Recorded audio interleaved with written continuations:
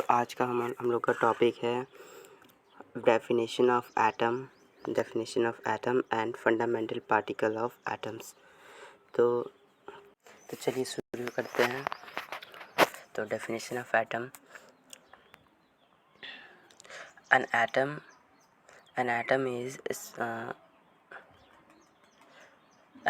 Is the smallest component of any element.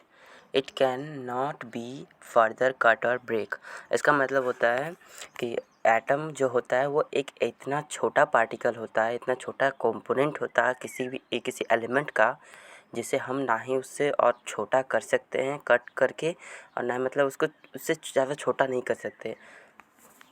तो सबसे ज़्यादा एटम जो होता है सबसे ज़्यादा छोटा कंपोनेंट होता है एलिमेंट का। और इसके बाद आता है हम लोग का topic fundamental particles of atom.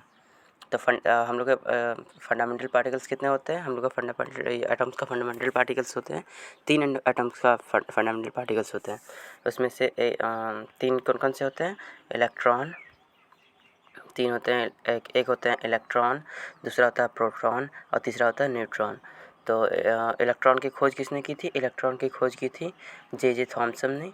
और उसके बाद प्रोटॉन की खोज किसने की थी? तो रदरफोर्ड ने की थी। उसके बाद न्यूट्रॉन की खोज किसने की थी? तो जेम्स चैडविक ने की थी।